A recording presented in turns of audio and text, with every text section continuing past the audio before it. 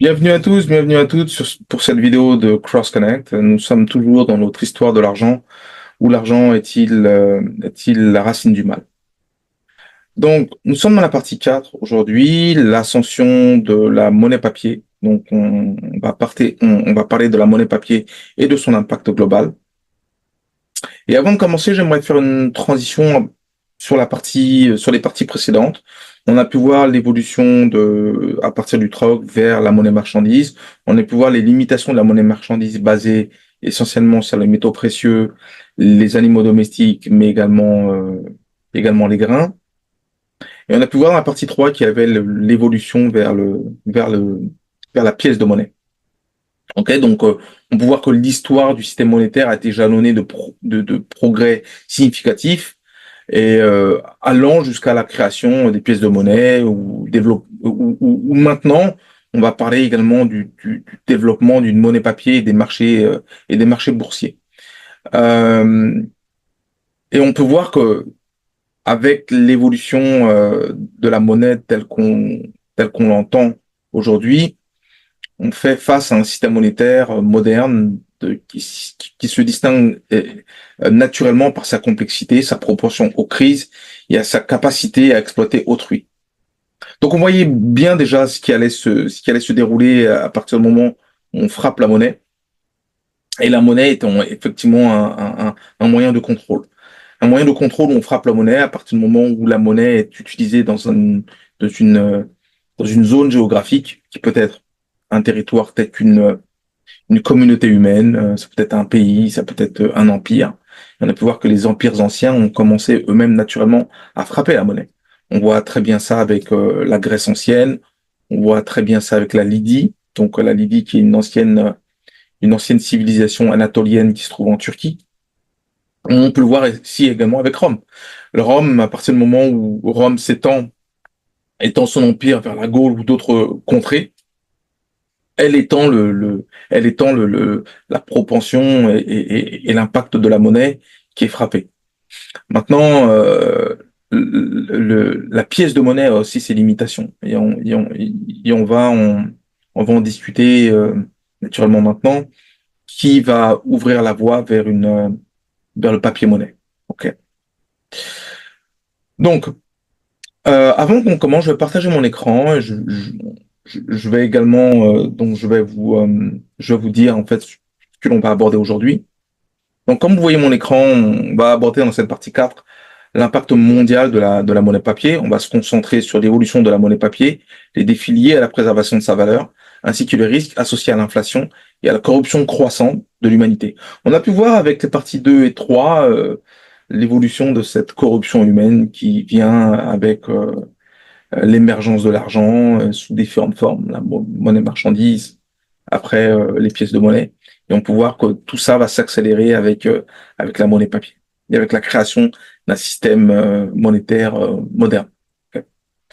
Donc, mesdames et messieurs, accrochez-vous. Aujourd'hui, nous nous lançons dans un voyage à travers le temps pour explorer l'une des inventions les plus révolutionnaires de l'humanité, la monnaie papier. C'est une idée finalement toute simple, née de la commodité, allait finalement remodeler des économies, renverser des empires et altérer profondément le cours de l'humanité. En déroulant le fil de cette histoire, on découvrira notamment comment la monnaie papier est devenue un instrument de progrès sans précédent, mais une arme de corruption massive de la société humaine. Okay. Donc commençons par, par le début. On va commencer par la naissance d'une révolution. Laissez-moi vous emmener en Chine, au 7e siècle, à l'époque flamboyante de la dynastie Tang. La dynastie Tang, on peut imaginer des marchés animés où les commerçants marchandent pour des soies et des épices, leurs bourses pleines de pièces et de cuivre tintantes. C'est dans ce, c'est dans ce, c'est dans cet environnement que germa une idée révolutionnaire. Les marchands lassaient du fardeau de transporter de lourdes pièces pour de grosses transactions, le risque de se faire attaquer, le risque de se faire dépouiller, lassés du fardeau de ce risque, ont commencé à délivrer des reçus en papier pour l'argent déposé chez eux. Ces reçus pouvaient être échangés ultérieurement contre les pièces d'origine.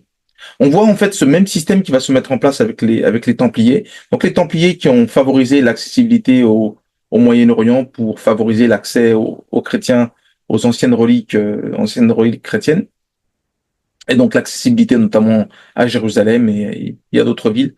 Et on peut voir que, par exemple, quand les gens voulaient se déplacer au Moyen-Orient, au lieu de transporter des pièces sonnantes et trébuchantes, qui étaient très lourdes et risquées également, on donnait une transaction à travers un papier qui était donné en Europe et qui était amené jusqu'au Moyen-Orient. Et au Moyen-Orient, le système des Templiers donnait la somme sonnante et trébuchante moins un tarif ou une taxation qui était mise en place sur cette transaction. Donc on voit bien que on voit l'établissement d'une banque moderne avec les Templiers, ce qui est un petit peu ressemblant avec ce que j'explique là maintenant avec cette transaction qui est effectuée avec des papiers. Donc cette innovation, en apparence simple, fut nommée argent volant.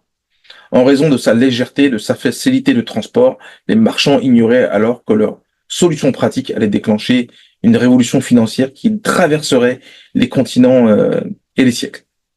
Et également favoriserait la création rapide d'empires, mais favoriserait aussi une accumulation de richesses incroyables. Donc maintenant, on va parler un petit peu plus de l'évolution de la commodité au contrôle. Ok, maintenant on va passer à l'évolution de la commodité du monnaie papier vers le contrôle. Alors que nous avançons dans le temps jusqu'à la dynastie des Song au Xe siècle, nous assistons à un changement crucial. Conscient du potentiel de cette nouvelle forme de monnaie, le gouvernement a décidé de prendre le contrôle de son émission. C'est à ce moment-là que naquit la toute première monnaie fiduciaire au monde. Une monnaie soutenue non pas par des marchandises physiques, non pas par des métaux précieux, par exemple, mais par le décret gouvernemental. Ce pouvoir de créer de l'argent à partir de rien, ou à partir de rien finalement, de thin air, s'est répandu progressivement à travers le monde, tel un murmure porté par le vent. Les commerçants et les explorateurs tels que Marco Polo ont ramené en Europe des récits sur cet or de papier magique, semant ainsi les graines d'une transformation financière qui mettrait des siècles à éclore pleinement. Donc, c'est intéressant parce que là, on voit que le gouvernement cherche à prendre contrôle de l'émission de ce papier-monnaie. Okay. Donc, c'est vraiment l'évolution vers ce que l'on connaît quasiment aujourd'hui. Donc, on peut dire que c'est une épée à double tranchant. Lorsque nous atteignons la Renaissance et l'ère des grandes découvertes, l'argent en papier s'est répandu à l'échelle mondiale. Son impact est profond et commence à avoir une certaine mainmise sur l'économie. Donc, on voit très bien que à partir même de la Révolution française, on voit la présence extrêmement importante de la signa, par exemple. On voit la présence du papier-monnaie très présente durant la Révolution américaine. Donc son impact est profond. On peut dire que à partir de la Renaissance, on voit l'utilisation du papier comme étant un moyen de signer des dettes et autres. Donc son impact est profond et s'étend sur une grande distance. On peut voir dans plusieurs régions que l'utilisation du papier comme étant une création de richesse ou de dette est présente. D'une part, cela alimente une croissance économique et des échanges sans précédent, parce que ça va maintenant beaucoup plus vite, parce que on n'a pas besoin de faire des échanges uniquement en monnaie sonnante et trébuchante. Les transactions qui étaient autrefois impossibles en raison des limitations physiques de la monnaie marchandise sont désormais monnaie courante. Les empires s'étendent, les cités prospèrent et la richesse s'accumule à une vitesse jamais égalée dans l'histoire de l'humanité. Cependant, derrière ce progrès se cache une facette plus sombre. Les billets de banque se transforment en instruments de manipulation et de domination. Donc, quand on voit l'évolution dans le futur, on voit effectivement que durant l'ancien régime, on voit durant la création de banques telles que la Banque de France ou la bourse aux États-Unis en 1792, on voit bien que les billets de banque et la manipulation fiduciaire et financière se transforment effectivement en instruments de manipulation et de domination. Les gouvernements et les institutions financières se retrouvent dotés d'un nouveau pouvoir, celui d'influencer des économies entières en contrôlant l'offre de la monnaie. Ce pouvoir, tel un fruit mûr, finit toujours par pourrir et corrompre. C'est ce qu'on va voir maintenant. On va voir les 4 cavaliers de l'apocalypse financière. Alors que nous plongeons davantage dans l'ère de la monnaie papier, nous faisons face à 4 forces majeures qui façonnent son impact sur la société. Premièrement, il y a l'inflation. L'inflation est ce voleur silencieux de richesse. Les gouvernements séduits par la facilité de la planche à billets cèdent souvent à l'attrait de produire plus de monnaie que l'économie ne peut supporter. Ce que l'on voit aujourd'hui aux États-Unis ou ce que l'on voit facilement avec la Banque centrale européenne. Cela entraîne la diminution des économies et la ruine de la classe moyenne, comme illustré de manière extrême par l'exemple de la République de Weimar dans l'Allemagne des années 20, qui verra une crise financière et sociale sans précédent, qui verra l'émergence d'un personnage comme Hitler. Et c'est ce que l'on voit aujourd'hui. Naturellement que la succession des changements aussi politiques fait qu'on a vu dans l'histoire de l'humanité qu'il y a eu des changements systémiques, politiques, qui sont relativement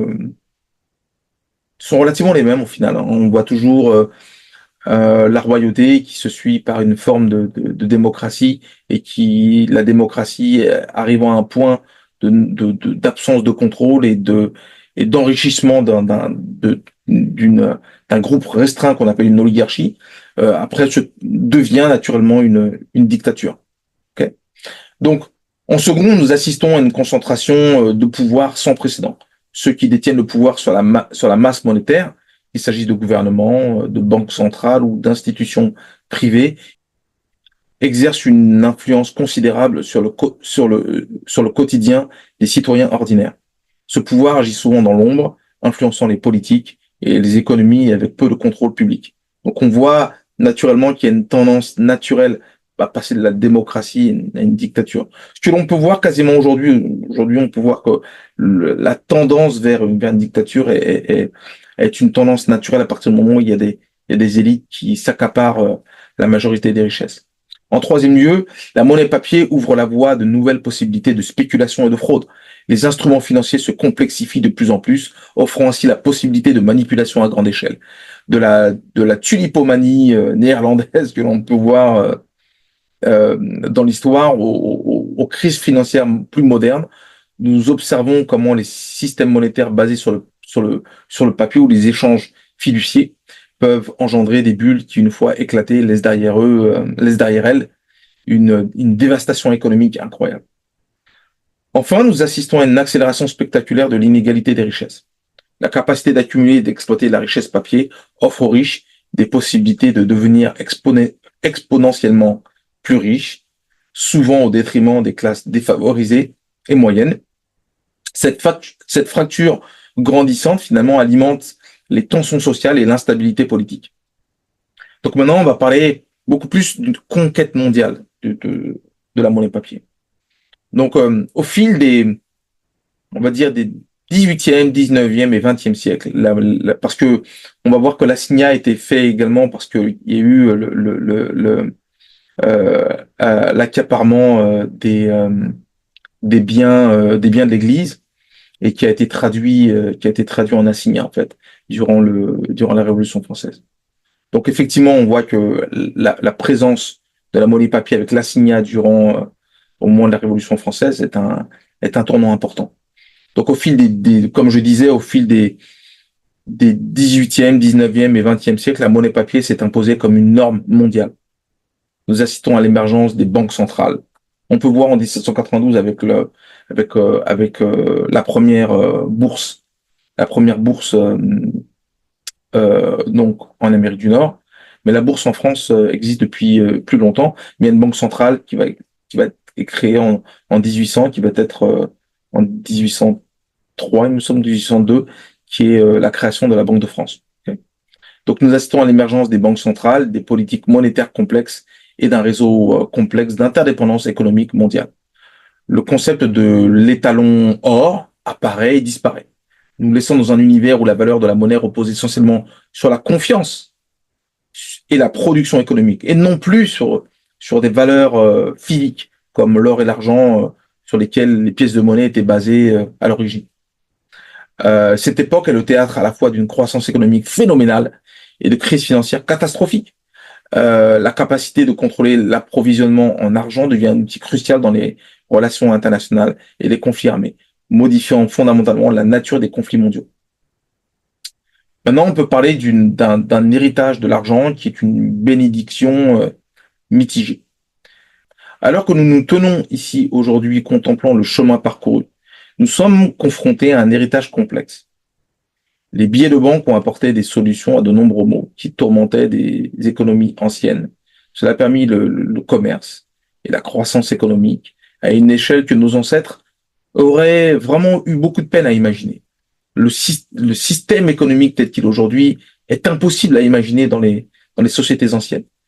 Il a soutenu des innovations, encouragé l'exploration et contribué à l'émergence des États-nations modernes à travers l'émergence d'empires coloniaux, mais également à des aspects extrêmement sombres, voire l'esclavage, voire l'exploitation des plus démunis ou des plus pauvres durant tout le temps de l'Ancien Régime en France, où des systèmes basés sur la nobilité et la logique de classe qu'on a pu voir en Europe, notamment en Angleterre et en France, mais dans le reste de l'Europe d'ailleurs.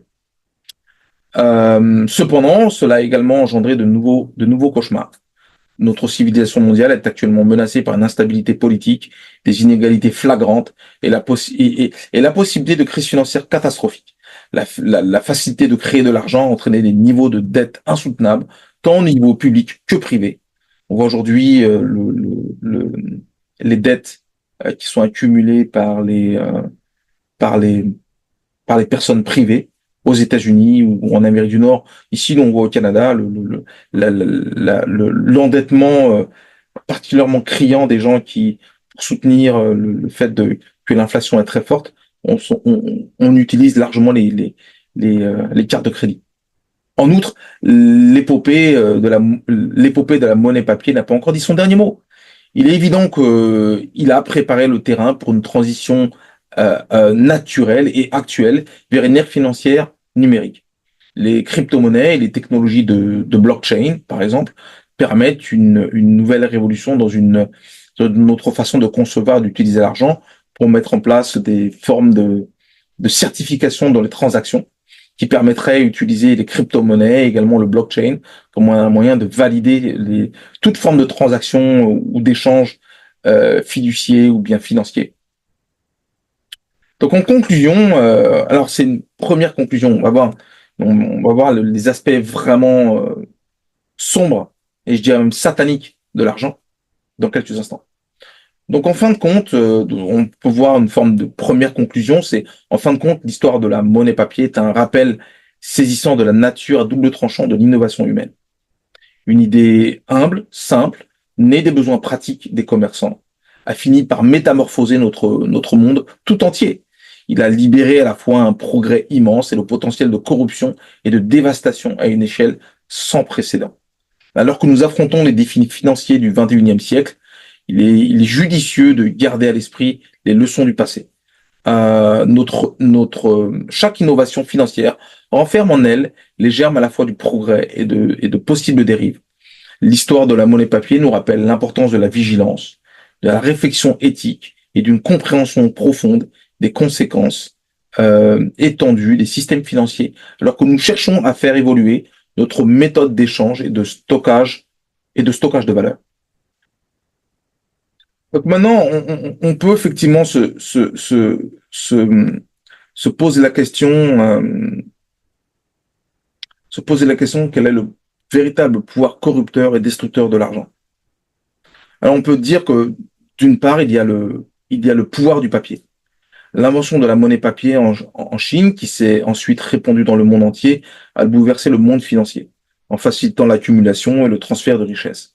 Cette facilité, cependant, cachait une face sombre, très sombre. Une facilité d'accumulation, contrairement aux biens physiques et l'argent papier, peut être stocké et amassé facilement en grande quantité, permettant une concentration de richesses sans précédent.